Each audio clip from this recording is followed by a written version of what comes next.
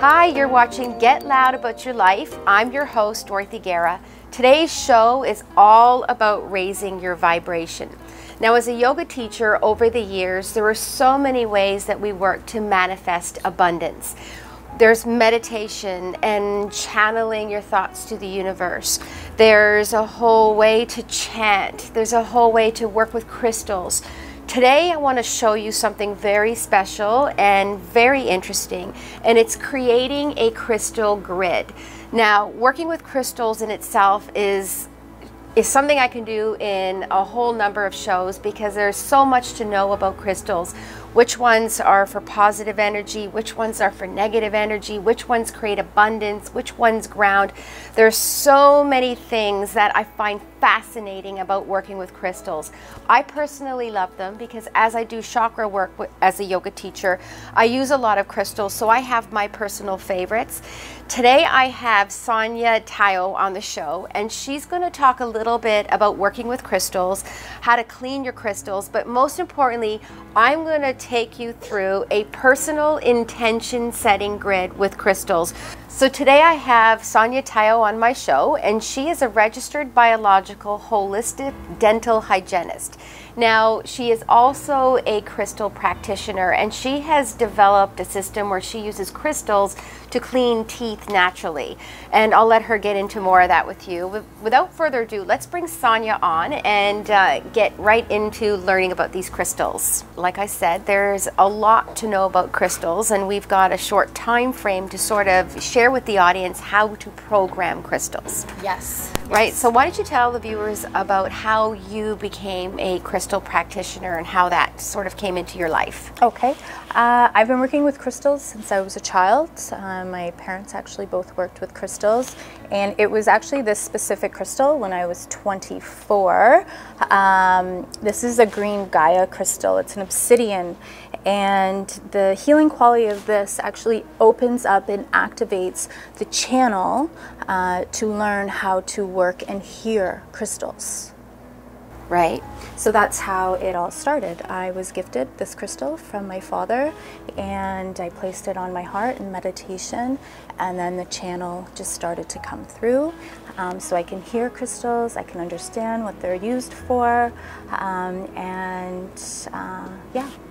Awesome. Now, I know that for those of you who have crystals at home or are interested in learning about crystals, there's just so much. Even when you look at crystal books, yes. They're like this to get to know them. But there's a very handful of crystals that I would say are your go-to or yes. should-haves. Yes. And I see that you've got them on the table, which are your amethysts, which are really popular. Amethyst work with every single chakra, so right. And they're a really soft and gentle and easy crystal to start working with. The best way to start working with a crystal, go to a crystal shop, follow your intuition, maybe make an intention before you enter the crystal store, which crystal is best for me, and sit in silence, maybe 3 to 5 minutes.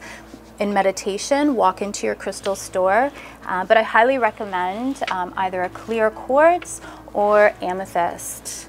Again, this works with every single chakra, and it's so gentle.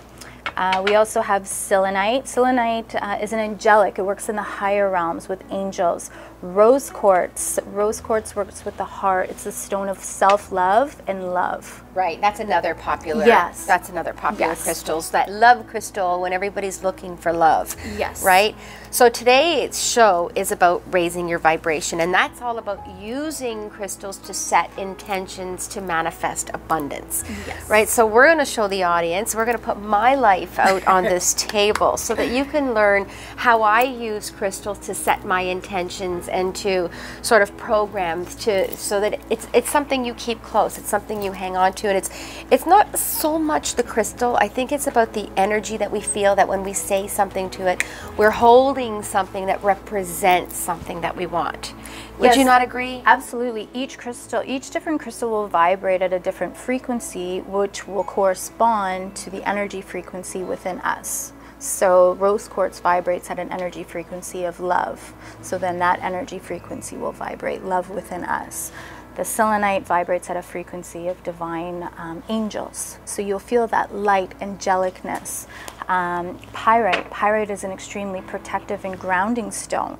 So it works more with the root chakras, more with your earth star. So if you're feeling a little bit airy, flustered, unfocused, you would want to ground back in using pyrite into your physical form. Right. Okay, so why don't we get into understanding why we're using this setup to work with crystals? Okay, well, I was divinely guided, actually, like all crystal grids. I was divinely guided to create this crystal grid for you, and finding out that citrine is actually one of your favorite crystals. Yes, it is. That you use. Citrine is amazing for prosperity. Lots of prosperity. So citrine is amazing for manifesting prosperity in your life. And with this crystal grid, we have created almost like a time clock. So within this next 6 months, Dorothy, we are going to be manifesting all of your goals. You're going to set clear intentions. We're going to be programming clear intentions into each citrine. And it's set up like a clock, and you go clockwise to open up your sacred space. And when you are working on a particular goal, in the morning, in the evening, throughout the day, you can hold this, do some meditation, sleep with it. You can put it into your pocket, and then when the goal comes to fruition, then you move on to the second one. So another thing, what I have done also, it's so important to get maybe into clearing, how to clear really quickly. That's another thing. If you do have crystals, one thing that you need to understand about them. So we've got Sonia's baby joining us on this episode today. It's Nirvana. Her name is Nirvana, ironically. So when you work with crystals, what you have to understand is we hang on to them or we keep them bedside, but we don't understand is that they need to be cleaned. They need to be cleaned. So especially right before you open up your sacred space and opening up your grid, I brought some. I want to teach you a couple of different ways how to clear. So this is Palo Santos, comes from South America, and it's Palo Santos is the scent of God. So you would simply use a lighter or a match or a candle. I also like to put candles around my crystal grids as well, and you can actually use one of the candles, and you would literally smoke each crystal, right? So if this is lit, you would smoke, and creating the intention, you are clearing, but also feeling that clearing within yourself. So it's going to be removing any obstacles, thoughts, behaviors that are preventing you, Dorothy, essentially from attaining your goal. There's also sage. So you would light the sage. This is a second way. And then you've seen probably in these crystal shops these beautiful shells, and this is charcoal, so you would light the charcoal, and I create various smudges. So this is actually a love smudge. And then you would light the charcoal and you could put the smudge. So you can make your own smudge, and a little bit of salt into water, soaking your crystals, can clear them, and full moon and new moon. So setting your crystals out in the full moon to charge and clear, and setting your intention. And new moon's all about manifesting. So what I also do is I would, when the new moon arises, place this crystal, whichever one you are working on, in the new moon. Okay, so why don't we get into this grid here so that you can give a demonstration as to how you set an intention grid. Yes, so I like to follow 4 corners, and this is my amethyst wand that I use when I'm working with crystals as well. It just helps focus the space. So we're looking at 12 o'clock. We are beginning. Where are we starting in your life? So obviously I have a few different businesses that I have been running, and one of the major ones is a book that I've written on childbirth. Oh, okay. So this is my yoga birth method intention, and where I've set and the name of the book? The Yoga Birth Method. So this is where I, put that intention of making sure that I get that book out there. And start, you know, after getting the rights back, putting it out worldwide again. Okay, so you would set the intention, how many books do you want to sell? 1 million would be great. Okay, and in how long of a period? And 6 months would be great. Within 6 months, so repeating, Within affirming. 6 months, I would like to sell 1 million books. Okay, and then holding that crystal, opening up the heart, and silently repeating that intention and blow it into your crystal. Right. Okay, placing it down. Now we're opening up space. So now we are moving into the next direction. And this crystal represents which goal in your life? So this is the Yoga Birth Method Institute, in which I was training doulas and yoga birth method instructors worldwide. So I'd like to put more time into opening up that certification process and going back to making sure that that gets recognition again and manifesting that. Okay, so how many people, moms and doulas? So we're looking at Yoga teachers, doulas, midwives that all want to take the Yoga Birth Method certification process. and how do they take that course? It's through distance, or 3 times a year I would offer one in Toronto, one in California, one in New York. Okay, so you have an online? Yes.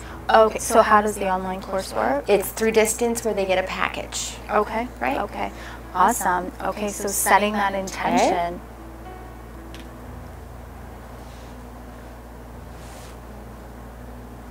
And then blowing that intention. Our breath is so important. Opening up the throat chakra. Right? And then placing it down and picking up this orange citrine. And this goal, the next goal. This one would be my future goal of opening up a birth center. Okay, and where would that be? So that would be either in Toronto, whatnot. Your ultimate place would My be- ultimate place would be Toronto, obviously. Toronto? Right? And California too would Toronto. be great. And which area in Toronto? Just maybe downtown Toronto, In somewhere downtown central. Toronto. Yeah, giving Okay. women a place where they can come and birth without being a medical center, but Okay. prior to going on their way to the hospital. So they don't have to be so afraid at home, and yet they don't have to be in a medical center so quick, right? Okay, so until they're like a certain Right. amount of Right. centimeters dilated, they would Right. be, oh, amazing. Right. Okay, so holding that dear to your heart, feel the intention, feel. Put yourself into the next 6 months. Yeah. Put yourself into the future. And I want you to see yourself have already accomplished selling your 1 million books. How does that feel? Great. You're getting all these emails, social media is going crazy. I want to see you with your birthing center. See the computer, see the schedule, see the ball that these women, these pregnant, beautiful women that are birthing, see all the equipment, see the smiling faces, feel the energy. Yeah. How do you feel? Great. And actually, you can get a sense of that vibe, right, when you put your mind to it, right? That's Absolutely. the whole idea of working with these stones, right? So what we're Yeah. doing is we're putting ourselves Yeah. into the future. Crystals refract light, refract energy, so they can go into time and space. They can travel faster than the speed of light. Right. Okay. Moving into this. And the next goal? This is my Africa mission trip. So What's that? So I've obviously been to Africa a few times. So I've started a nonprofit a few years back called Rebirth the World.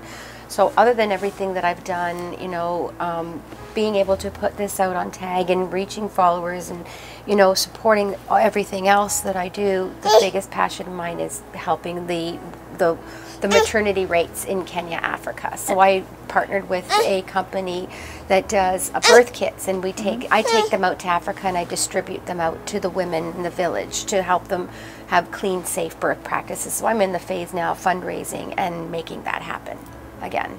Okay, and how much do you need for your fundraising? Oh, Let's put this to your There's heart. never, you know, sky's the limit when it comes to fundraising. But this Okay. year around, it would be great to raise enough money to bring at least 1,000 birth kits out there, and they're about $10 a birth kit.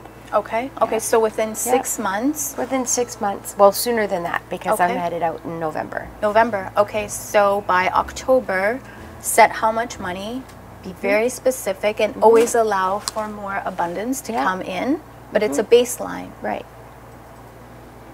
And now, are you going to be traveling with some other people to Africa? Yeah. Okay, so visualize and see your future self getting off the plane, going onto the bus with your team, and see yourself handing out these birth kits, and just the smiles and the joy, and you know, I'm sure there's going to be some just tears of gratitude. It's one of the most amazing feelings in the world. So put that into the crystal. Yeah. Use the breath of intention. Okay, so now take this crystal, and we've now reached a full circle, a full revolution of all of the goals that you want to achieve, plus more information, more goals are going to be coming in as well, right? And we're going to place this at the center, and then I literally want you to shift with intention, create movement, shift each crystal. That's a big thing when you say movement, because a lot of manifesting requires motion. You have to do motion. Energy has to take action. Yes. Thank you. Right? Mm-hmm. Yep. And then that goes there, and then shift that. And then this this one, it was activated for abundance. So touching each crystal and setting in the abundance. And then placing it. Yep, place it there. And so what I want you to do is, for the next 6 months, whenever you are working on the particular goal that has been programmed into each of these crystals, you're going to hold that crystal, meditate with it, sit silently. When you're on the computer, you can use these as wands. You can connect to the people that you've already just connected to. Right. So as you can see, we've just completed a crystal grid. So for those of you that journal or that set intentions and write, meditate, this is just another avenue that I'm showing you that you can get loud about your life. Woohoo. Right? Yes. There is a lot to know about crystals. Sonia, thank you for that. That actually resonates a lot with me, because sometimes your head is just so crazy with goals, and you know, you want this and that, and you don't know how to put it all together, and this sort of feels like you find a way to lay it in front and see it and feel it and vibrate with it. Yes. Right? It's a focused energy, so like crystals. Here at the bottom of the screen, you'll find Sonia's contact information if you're interested in creating a crystal grid for yourself, or you just want to find out some information on crystals. We can help you. I can help you. Sonia can help you. Reach out to us. Thank you for joining me today. Thank you for your baby being so patient with us on the show. That was interesting. And join me in just a few moments as I'm going to show you our posture of the week, which will be Warrior 1. When we want strong intentions, why not practice a warrior to get strong within yourself?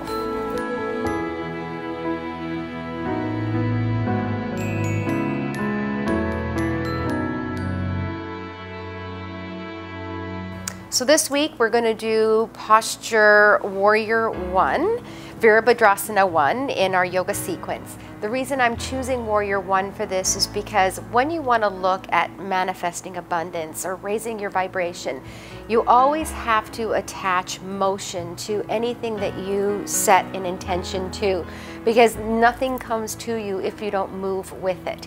So with Warrior 1, it's all about building that inner confidence and inner strength. Our Warrior sequencing is one of my favorite sequences in the yoga series. So let's get started here. So I'm going to show you how to step into a Warrior 1. You're just basically going to take your right foot forward, and you're going to ground your back foot back. Now there's many different rules of thumb here, whether it's heel to heel, whether it's back toes forward, but what we're looking for is to get those hips to be aligned as if they were headlights of a car. All right, what you're going to do is lunge into that with your knee, but you're going to put most of your weight into that back heel so that your grounding is happening from the back of your body. Where the confidence and inner strength building is now we take that big breath into the belly. We open up the heart center, we release our shoulders, and then we just allow ourselves to bring our hands up. Okay, and as you can see, I held on to my biggest intention stone from my grid. So if you decide that you want to do a grid, you take one of the most powerful stones that mean the most to you and you add that into your yoga practice. So there we go, everybody. We have Warrior One. And namaste. Have a great week. I hope you have a great time, learned a lot today on raising your vibration, and I'll see you next time.